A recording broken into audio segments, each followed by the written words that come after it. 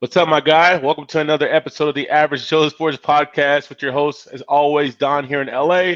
Got my dog with me, Albert, in lovely Sacramento. What's up? What's up, my guy? How are you? What's going on, brother? I'm doing good. Doing well. Enjoying the good That's weather, good. man. Just lovely to see your lovely face, man. Let's talk some That's sports, good. baby. Let's get to it. Let's get to it, man. As you can see, new background. I'm in my new apartment. Got my Oh boys yeah. up finally. Got a little decent setup. I still got to add some average Joe shit up here or something, but it's getting there. So for you guys Totally listening in on forgot. podcast, we're also on YouTube now. So check out the page. All the links are in the bio. The Linktree link will take you to our YouTube channel and Apple Podcasts and Spotify and all that good stuff. So without further ado, let's get into it. Let's start off with the NFL. The first thing we want to talk about is the combine. And why we want to bring up the combine is because obviously that means, obviously, formally now officially, the season is definitely in the review. Now we're looking at the draft. We're looking at free agent trade frenzy. And so, with that being said, we want to play a little game. And I'm going to give you a couple of quarterbacks, kind of quarterback carousel, and we'll kind of spitball and see where do you think these guys might go, and I'll say where I think these guys might go. So we'll start off with Russell Wilson. Where do you think Russ is gonna go? Did he stay? What's the best system for him? I wish Russell Wilson. His team's been mediocre for so long, but he always gets his team into the playoffs somehow.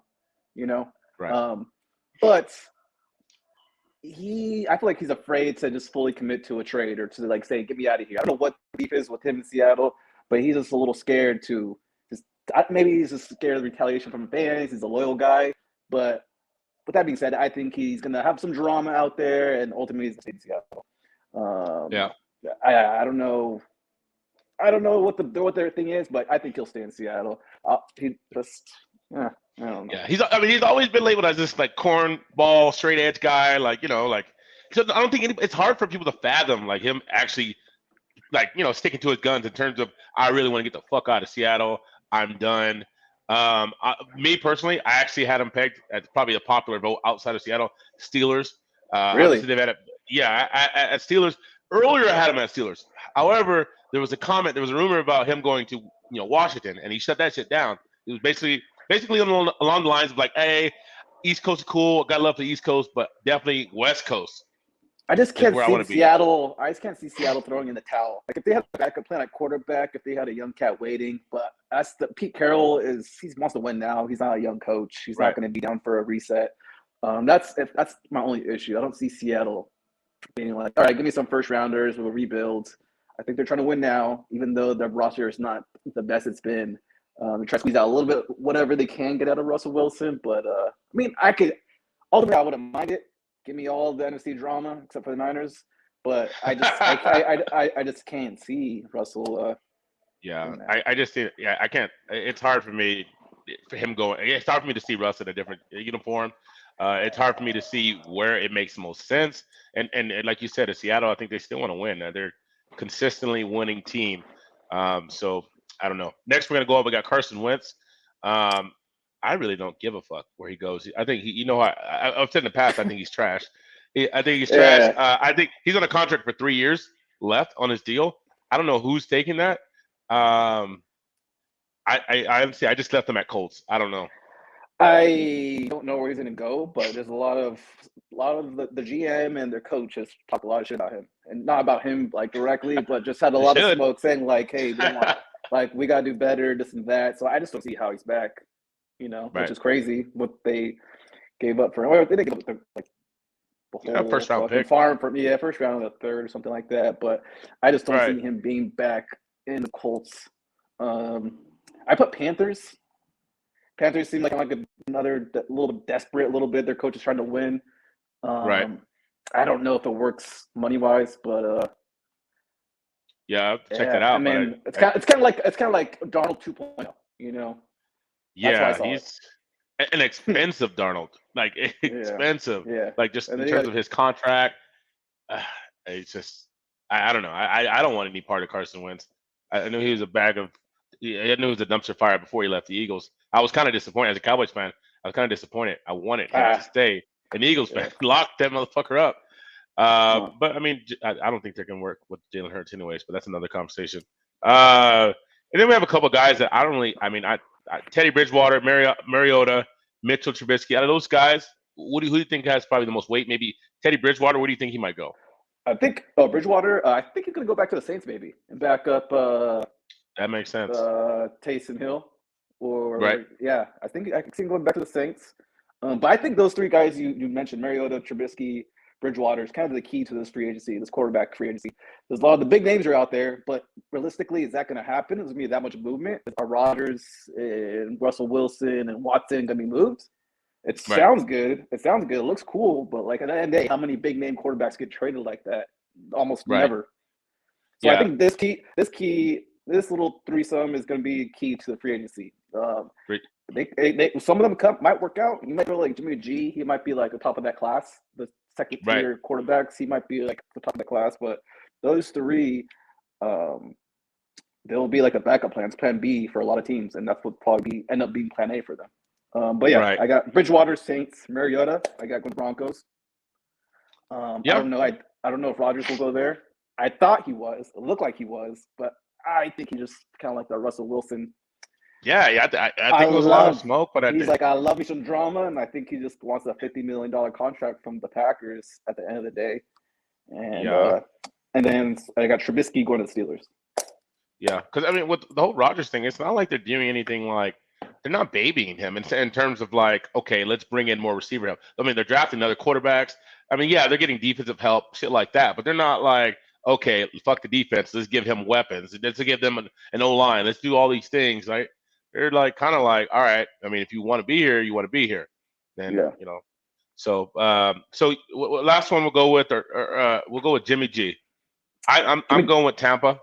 I'm going with Tampa for Jimmy G. I don't know. That just seems like the perfect spot for him in terms of a team that probably should rebuild, but probably doesn't want to rebuild. Because they still have some nice pieces. They've lost a lot of key players. I mean, Pro Bowl offensive line leave. Obviously, Tom Brady left. But I mean, they still have a formidable team. I don't know. I just think that's the right spot for him. They're the Steelers. I don't know. It sounds about right, but I don't know. Their offense doesn't quite fit. Maybe Rick Arians can mold his offense around Jimmy G instead of trying to make Jimmy G, because Jimmy G's a gunslinger in his head, but his arm is that's it. That's it. His head is like fuck it. You know what? Air it. I'm far. Yeah. But like his skill level doesn't match up to what his head is. So I mean, it's an ideal matchup for like for what the team is built around him, even though there's a lot of agencies in offense on Tampa Bay. I had Jimmy G going to Commanders though. I think they're a little. They're kind of built like the Niners. Good defense. I mean, their defense was a little let down last year by some of their D-line injuries. Potentially have a good run game. I know Gibson had another down year. They got some good playmakers at receiver.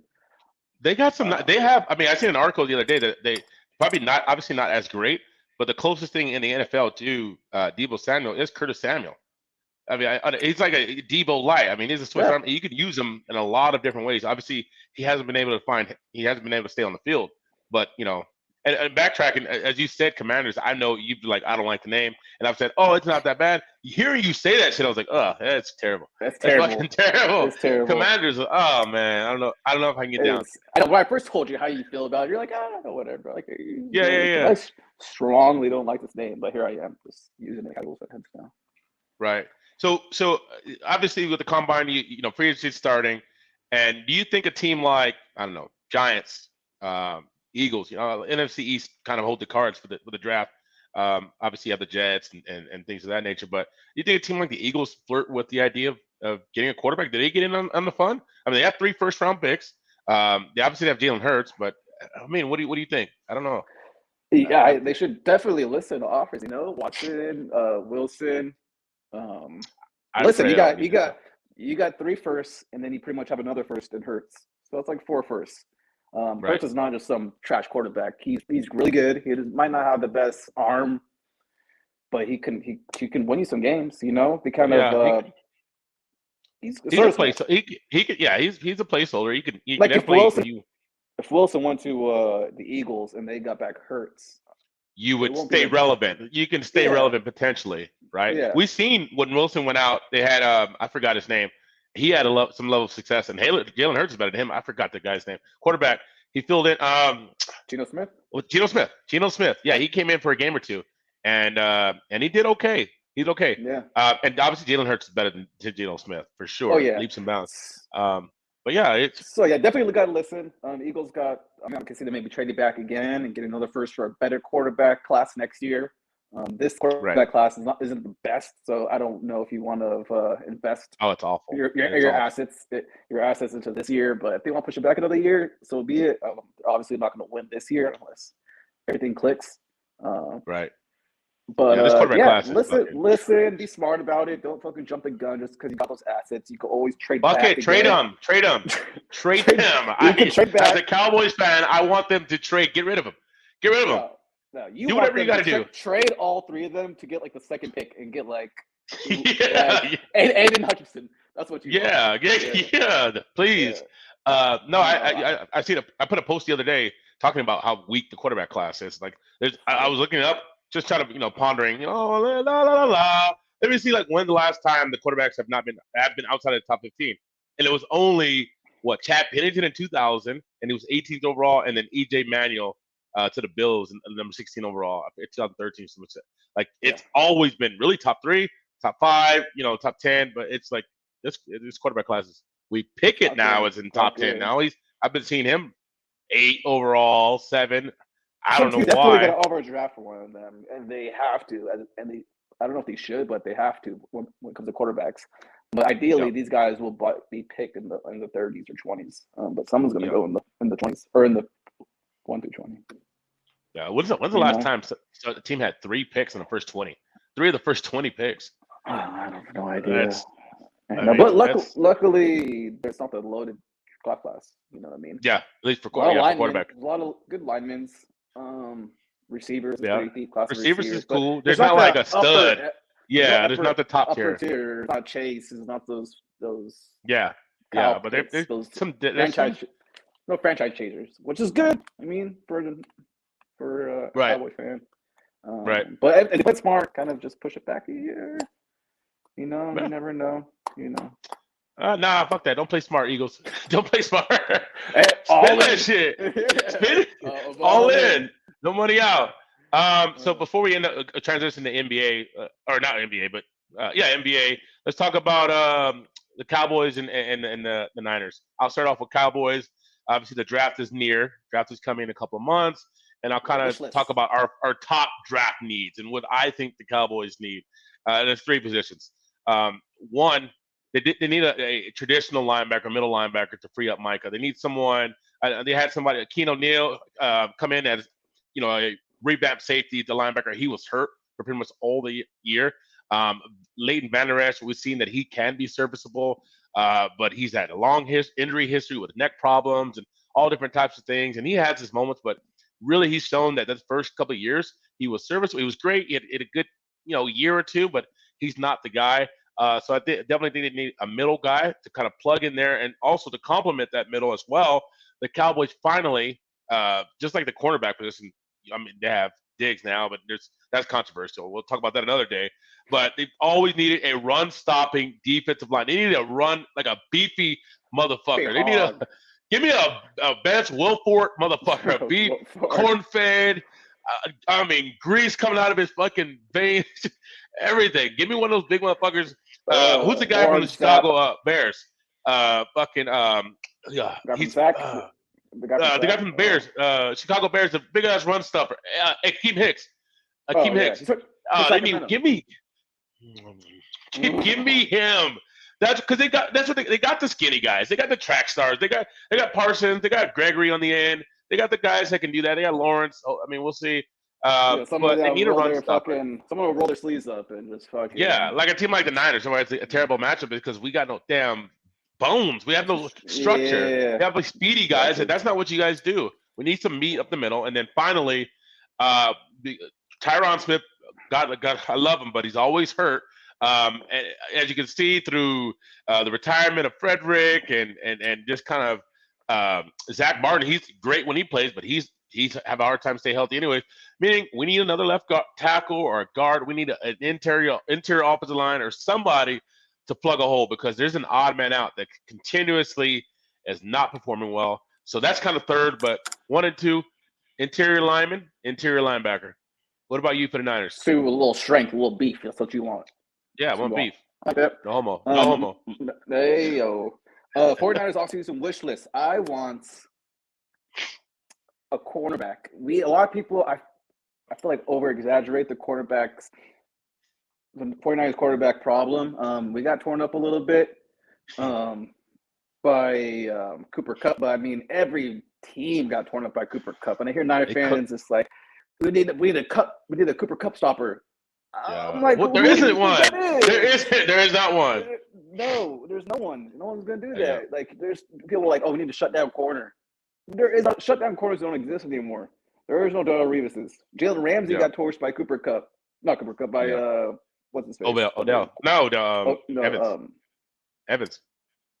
No, who did him too?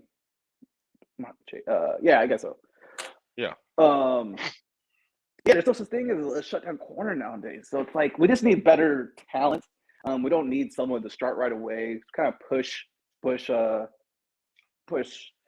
Ambry Thomas or what's his face, Mosley, to do better. You know, I would love Stephon Gilmore. You know, as a free agent, he might be a little pricey, but or J.C. Jackson. Jackson. We got to beef up. We got a Tart, our safety. He's leaving in free agency. So safety, this is secondary help in general. J.C. Jackson would be another good one. He's gonna be expensive though, and he would probably take up all of Jimmy a career G's. year. Yep. Yeah. So I mean, I'd be interested to see who's gonna sign first, Gilmore or J.C. Jackson. I'd imagine Gilmore will sign first, then J.C. Jackson, the younger guy, will try to top that number. But yeah, I mean, Richard Sherman kind of got me excited. He's like, I can see Gilmore signing with the Niners for the Seahawks. Yeah, we'll see. Yeah. We'll see. So when he's motivated, he's a help. Another one, Honey Badger. Even though he's more of a free safety roaming type of guy, Honey Badger would be great. We don't have a guy that's kind of just that like attracts, a center fielder. Exactly, that can make plays, that can steal the ball away from the offense. Another position, wide receiver. I know Debo had an all-pro year. Ayuk is coming on his own. But at the end of the day, the Niners just couldn't score more than 20 points in the playoffs, you know? And I know we're getting a new quarterback in with Trey Lance, but let's take the offense to another level, you know? Our running back situation our running back situation always figures it out.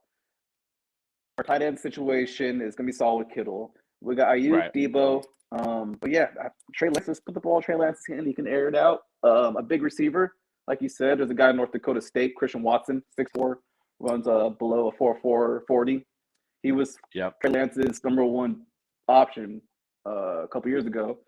He stayed another year. He should go 4th round, maybe, I'm hearing from my sources. He'll be there for you, yeah. Like you said, like a big guy. Your source is Bob Nightingale. That's how your sources are. Bob Nightingale. Fuck out of here. Fuck that guy. That guy got me excited that the season was going to start. Yeah, everybody in the chat, we're like, my boy Robbie was like throwing in like, tweets left and right. Bob this, we're close. No way. Shit. Damn, baseball. MLB side was just pumping fucking words in his ear, bro. Just fucking got him all fucked up. Anyway, but yeah, Christian Watson, another guy. You say a big guy, but also I think we need that speedy, that game breaker. It's hard to compare anyone to Tyreek Hill, but like someone that could that's a speedy guy. We don't have that. Debo's not a speedy guy. Ayuk isn't that speedy guy. Like a kick returner, speedy guy. Why'd you get up Will Fuller? Will Fuller's cool. I like that. He's always hurt. So but he can't stay. But how about this? Jakeem Grant. Okay. Cool. Okay. Don't know who that is. I'm sure the Bears like big, but he returns kicks. It's about like my height. Devin Hesty? Exactly. Kick returner, punt returner. So Jakeem Grant from free agency, or Christian Watson, 2 different heights, like 5'10" to 6'4", but give me some speed. And then whatever happened to her, the 6'4" running back receiver? He just was hurt and he never got right. He never played like a regular season game. I'm holding out hope. It's like, all right, they released him. He's gonna recover and train for a year, and they'll sign him back. but I don't know. Maybe he's I don't know if it'll work out. But yeah, that's what Debo. That's what he wanted Debo to be. That role was supposed to be for Jalen Hurd, that running back receiver role. But inside O line is my third. Beef it up. Protect Trey Lance. We got 2 free agents. I think we got 1 free agent in the inside, and then Alex Mack, which he could retire at any minute at the center position. So let's get a. I want Trey Lance to get his own Jeff Saturday. You know what I mean?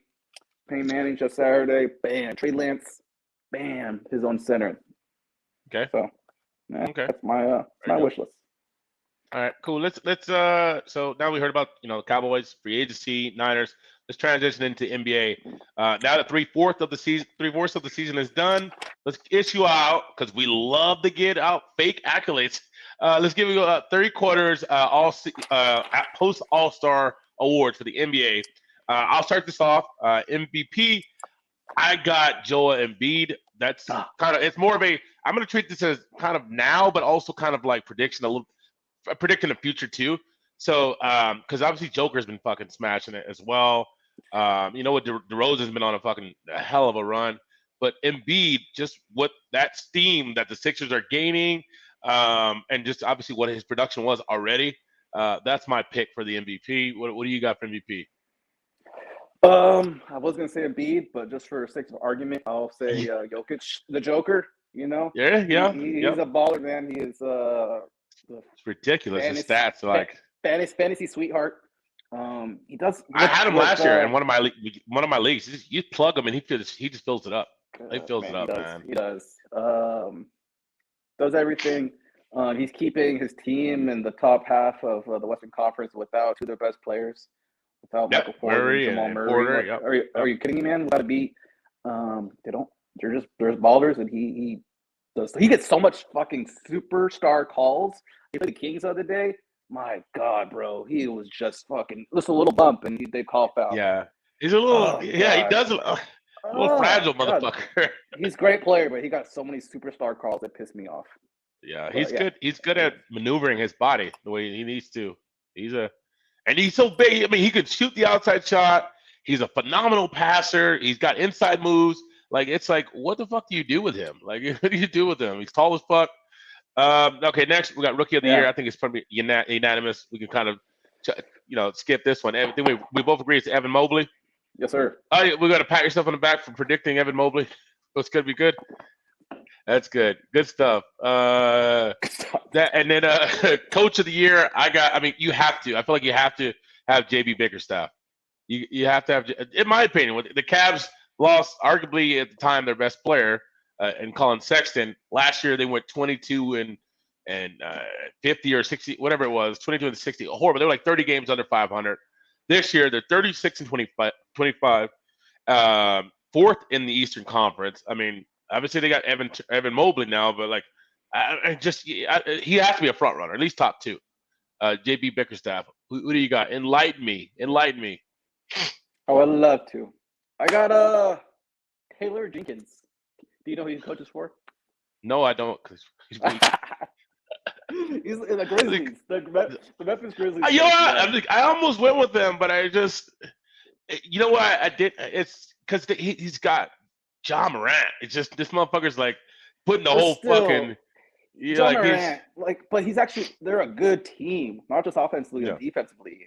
They're not just like 7th or 8th seed. They're legit top 4 seed. I know. Yeah, but Taylor Jenkins, man, like he's 37, 38 years old. He kind of had that Nick Nurse route where he balled out. He balled out in the G League, and he was like a no name too when they hired him. I'm like, who the fuck is this guy? But he's a baller, man. He's a baller. I haven't really paid. I don't know like the plays he's calling or anything, but I'm just giving him credit for getting a bunch of young motherfuckers to just ball together. They don't really have a superstar, right? But they're playing as a team. Who? And Ja Morant. Besides Ja Morant, they don't have like a better. I was like, what? But they don't have like that fucking that Chris Paul or that fucking Jimmy Butler or that James Harden. Well, outside of Ja Morant? Yeah, but Ja Morant is their own guy. You mean like they don't have anybody outside of the organization that came in? Kind of, yeah, or like, yeah, I don't have like a superstar that's carrying them. Like a big name? Besides John John Morant. Morant? I know I sound There we stupid go. saying There we go. There we I go. know, Just but say like- that. John Morant's but like- putting up 50 points. Yes, once in his lifetime. No, he's done it twice. Yeah, You don't know like- shit. No, He's putting his fucking nutsack in motherfuckers' mouths. I am every John night. Morant's number one fan, so don't Yeah. shut the fuck up. But No, yeah, no, no. anyways, let's talk about Taylor Jenkins. Let's talk about Taylor Jenkins. He's a baller, man. He's making his team play like a team, and Yeah, he's good. bringing some young men to rally together to just for one effort, for one goal, to just fucking destroy the league. It kind of gave me like pedophile vibe from the way you said young men like that. There's just a bunch of young men. Like, what are you doing there? Okay, let's go. Yeah, I definitely think, Jenkins and Bickerstaff got to be top three. They got to be top three.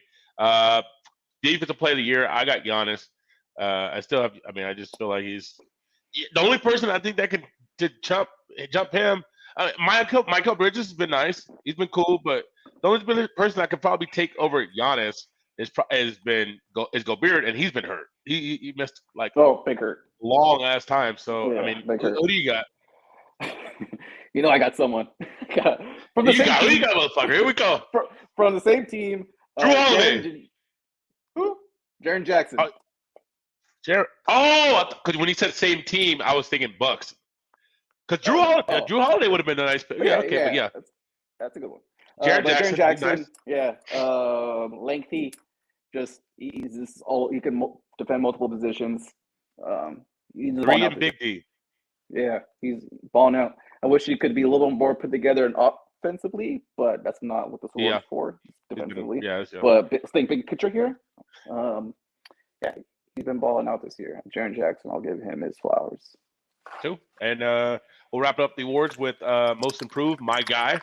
Arguably one of the top 3 waiver wire pickups of the year. Anthony Simmons from the Blazers. He's putting up the season average is 17 points a game, but really since he's been on the onset of taking over, he's putting up 20 something, low 20s. He's been efficient too. 40% from 3. Not just laughing at myself. Yeah. He's nice, man. That's who I got for most improved. He's. Do you think he would be having the year he's having if it wasn't injuries? Probably not, because he's not had the opportunity. He has not. No, I don't think so. He's got the opportunity to get the repetitions in there, and the efficiency is what's kind of making him great. Being in this conversation, right? Because obviously, with all these injuries, CJ's gone. The volume was going to be there, but he's gotten the volume, and he's being efficient as fuck. He's throwing up a bunch of threes, but he's hitting them bitches.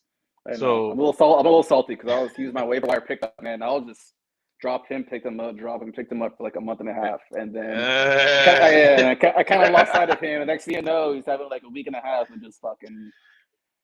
Let me go check in to see if he's available. I'll be damned. Yeah, you don't need him. I need him for the comeback. He's a huge catalyst for this comeback. Word. Let's go. So, what are you looking for in the favorite playoff team? Let me say my defense or my improved player, DeMar DeRozan, baller. That's true. Pushing the Bulls into a top 3 seed. No one really saw this type of numbers, but they saw him as he'll get buckets, like maybe like a fucking Jamal Crawford type player, but they didn't think he'd be a damn near all-star starter. No! But here he is, punching the air. What I was telling you, bro. I was watching him. What were you telling me? I was telling you that he reminds me of not Kobe Bryant, but Kobe Bryant's game. If that makes sense. To the way he gets buckets. Just that. The way he got buckets a couple times. He's just a killer. His mid-range game. Kobe was great in mid-range game.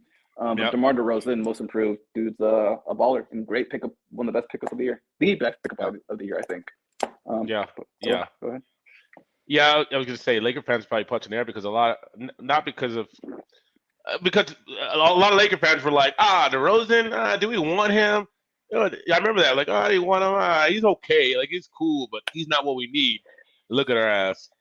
Look at our ass with Yeah. fucking dusty ass Russell Kind of Westbrook. reminds me of how the Niners felt about Tom Brady after he left the Patriots. He was having that down Oh year. yeah. Everyone thought he was washed. Like Brady, like I don't know, like he's washed. Now look at him, Super bro. Bowl. I know. So yeah, let's finish it up with NBA with this. What are you looking for in the favorite playoff team to make their run? What are some of maybe the strengths or weaknesses you're looking for? For example, for me, the Suns, vital to their success. Obviously, Chris Paul's health. The dude is made of glass. It seems like, I mean, great guy. I mean, I want the best for him. I want him to get that ring, but he just seemed like he just can't fucking stay healthy. It's always something. So that's vital to their success. If they're going to, surpass any of those expectations, because a lot of people are still looking at them, even with Chris Paul, like, yeah, that's nice, but I don't know. So they need Chris Paul. The Jazz, they I don't know. They need maybe a perimeter defensive dog. I don't know what they need. Bucks, they need Brook Lopez to come back healthy. Obviously they're a solid team, but they need him. He's a big vital. He's vital to their success. So that's where I'll leave it. What do you have as far as closing to the NBA? People just gotta get healthy. Ben Simmons got to get healthy. To start building some chemistry with his new team. The Clippers, they'll be fighting for the last couple spots. We'll see if Kawhi Leonard plays. I'm pretty sure Paul George will come back. Trying to build that chemistry. And then the Nuggets, we touched on it earlier. Michael Porter Jr. just got sent to the G League, and he's going to start playing a little bit. And then Jamal Murray, he's supposed to come back. I'm not too sure when. But these are two all-star players, you could say. MPJ hasn't really been an all-star, but he played like it last year almost. And they can just take it to another level. So that Nugget team is a team to watch out for. It's levels. They could really make a run here. They've been playing good too. Michael Malone, baller, coaches that team, and it's a little salty too as a Kings fan. Yeah, teams got to get healthy, and then watch out for the buyout market. I mean, it's happening right now. The Lakers should be a big player in that. They should be. I don't know if you want to lead that into the next segment. Is that where we're going or no? No, we're going to baseball. I don't give a shit. Okay. All right. Lakers.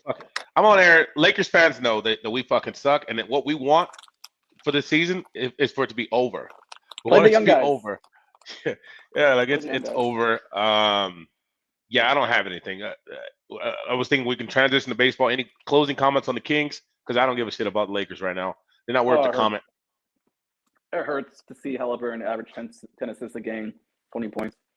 I don't give a shit what Buddy Hield does, but at least it's a bonus. Buddy, the 1-2 game with Fox. I know. I see. So the 1-2 game with Sabonis and Fox is great, and it's not been a letdown. It's not going to be a completely F of a trade. I'm okay with that. That's not going to be an F of a trade. But how much is it going to fuck us in the future? It's to be determined, but it doesn't look the best. But I told you, they look a lot better, well-rounded offensively. They're not so backcourt heavy. There's a lot more ball movement, and their offense looks a lot more efficient, even though Halliburton was efficient as fuck. But just the way they get buckets as a whole offense looks a lot more efficient. Defense hasn't improved for dog shit. It might have even regressed. But hopefully we could tank and not fucking win games, and we could get Paulo Ventura. What happened? Yeah. No. So all right. So transitioning to baseball. Baseball is great. One of the greatest of all time. Derek Jeter. Obviously, we know what his post career looked like. 2017, he joined the Marlins, and he recently resigned. Right, that's true. And he resigned, formerly known as the Florida Marlins. He resigned as the CEO a day ago, citing that there were some differences in the vision or the future of the team. Felt like he's done all he could with the team, and he felt like he's left them better than when he started. So I'll kind of, so I actually gave him a B. I gave him a B because. So their overall record, I have 218 and 327. So, but we knew they were going to be dog shit. It was a matter of how successful was he going to be in trading these, assets like a Marcelo Ozuna, all these other players into solid prospects for the future. Marcell Ozuna, he traded him. They got Jazz Chisholm Jr., who's a baller. I use him a lot in fantasy baseball. He's very nice. No, you don't. They also got bitch, you don't know shit. I got also got Sandy Alcantara, who was one of the biggest catalysts for my fantasy baseball success last year, my Where are they? championship. Sandy Alcantara. So they got their ace. So they've gotten some nice pieces. Their farm system, I believe, is in the middle of the road. They're between 15 to 18. So they're still lacking there. But I do like I like what he's done. I mean, he's gotten rid of some talent that was unnecessary, and he's gotten some solid pieces, some young pieces that are under team control. You know how baseball operates. You're a fucking prisoner for like 7 years. So We'll see if that like changes. We'll see if that changes. we'll see. But I gave him a B. I think he's done a decent job. The reason why I'm not giving him a higher grade is because out of all the years, he only made the playoffs one time. The 31-29 shortened COVID-19 season, which they were 31-29, and then of course last year they were dog shit again. So yeah, that's right. I got him a B. Yeah, I gave him a C. They only made playoffs once, I think, in 2021. Yep, the one that right? and that was the and they year. lost in the first round. Yeah. I mean, he was put in a not. He wasn't put. I mean, yeah, he got into a shitty position. Yeah. But he didn't churn fucking dog shit to flowers, but he didn't churn dog shit into fucking. He didn't light it on fire. Yeah. So he kept his head above water a little bit, kind of just. Yeah. He gave some toilet paper to wipe his shit. I don't think he had zero experience running a team. I'm not too sure if he was the one making calls to fucking everyone asking for players and scouting everybody. I don't know exactly what he did. That's my thing. Was he making was he evaluating? Yeah. I mean, he's evaluating talent. He's got players. Right? Yeah, he brought a team with him. Guys that can evaluate talent, guys that can develop talent at the lower levels and at the intermediate levels. So he brought a decent team with them, and I think they did a decent job. The only thing that was missing, I think we would like to see. So they have young pieces: Chisholm Jr., Alcantara, Pablo Lopez. They got a lot of young talent, especially at the pitching position. They're pretty nasty there. If they can just get some better offensive prospects, better offensive young guys. It's just we'd like to see their farm system a little better. Either that or them have better success at the major league level. So we're gonna put them at a B. You got them at a C. And then we also posted the season length discussion. We put it up on the page. Would we think that it should be under 150 or greater than 150? Now it's at 162. What do you think is that sweet spot? 158 or no, sorry, 148, 150. Shorten it by like 10 to 20 games. There's a lot of fluff in that season. Same with the NBA. I would like to shorten the NBA by a couple of games. It's all fluff, and you don't need 162 games. I know a lot of shit. They figure each other out. Everything gets figured out through that season. It's just too long of a journey. You don't need that much. I thought 150 games is a long season too. Yeah. You know. Yeah. What I mean? It's yeah. I don't know. I don't know. Oh, go ahead. No, I was just gonna say I do think that if you're gonna shorten it needs to be around that 150, not drastically lower, because baseball is one of those sports where it's kind of random in a sense of it's not football. The best talent doesn't always beat the worst talent, right? Exactly, Football is pretty much so you need kind of that longer season to kind of separate the good from the bad. Compared to if you have it figures each other out. Yeah, for perfect example, what we were just talking about, the Miami Marlins, they're middle of the road, they're dog shit. They made the playoffs when the season was 60 games. They were 31-29. That's the one season that the Jeter ran Marlins made the playoffs, and a couple of teams random teams made the playoffs that year because it was shortened. So that's why you need the longer season baseball. But I agree. I was talking to a couple of guys in the group chat, Gabriel. Gabe, he mentioned that either you got to shorten it or you got to do more double headers. Like shorten it time wise. Had more double headers, 7-inning double headers. Kill travel time, whatever you got to do. But I think it needs to be shortened either by time or by games. And then we have the new 12-team postseason. We know that traditionally a couple of years ago we used to 8 teams. That's it. One of the I think it was 26% of the league made the playoffs, which is crazy. So I think that they're trending in the right direction, but I think this is the cap, in my opinion. I think Yeah. 12 should be the highest. Yeah, Like, this is 14 the was highest. discussed, which was crazy. 14 was discussed. Yeah, that's fucking too is much. That's crazy, bro. That was pretty much like I think it would be like one team above 500, or I think all the teams above 500 would have made the playoffs last year. I don't know. Don't quote me on that, but I saw something on Twitter that too late. that You already quoted. You're on an actual show. Fuck. It's how this works, huh? You don't quote me. But like you were saying in our previous conversation about how a middle of the road team could beat Yep. upper echelon team. So like in a 3-game series, you might fuck Anything around goes. and lose. Yeah. So that's what 14 team playoff scares me. 12 team, that is a cap, like you said. Yeah. I don't know if to be a 1 seed and 2 seed by, and then 3 and 6 and 5 and 4. Yeah, it'll be interesting. I don't know the how. format. But that might be the only way to do that. I don't know how to do it. Yeah. You can't just give the one team a bye. No, I don't think anybody's gonna get a bye. They're gonna have to do.